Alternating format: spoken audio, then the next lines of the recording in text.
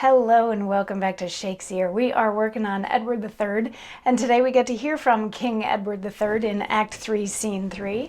So the English army is beating the French army at this point in the war is what this boils down to. And we spent some time on the French side of things as they watched first their navy get destroyed and then their country getting sort of ravished as we had King Edward coming in from one side and Prince Edward coming in from the other, and the French army kind of squished in the middle.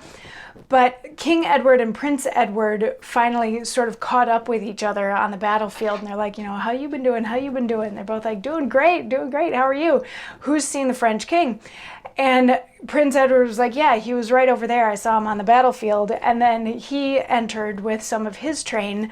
And in yesterday's monologue, he basically said, your mother is a hamster and your father smells of elderberries to King Edward III, just sort of taunting him, saying, you shouldn't be here, and I'm going to beat you, and you're not worth anything, and things of that vein.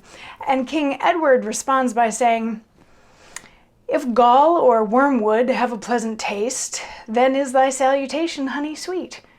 But as the one hath no such property, so is the other most satirical. Yet wot how I regard thy worthless taunts. If thou have uttered them to foil my fame or dim the reputation of my birth, know that thy wolvish barking cannot hurt. If slyly to insinuate with the world, and with a strumpet's artificial line to paint thy vicious and deformed cause, be well assured the counterfeit will fade, and in the end thy foul defects be seen. But if thou didst it to provoke me on, as who should say I were but timorous, or coldly negligent did need a spur, bethink thyself how slack I was at sea. Now since my landing I have won no towns, entered no further but upon the coast, and there have ever since securely slept. But if I have been otherwise employed, imagine, Valois, whether I intend to skirmish, not for pillage, but for the crown which thou dost wear, and that I vow to have, or one of us shall fall into this grave. So King Edward is saying, bring it.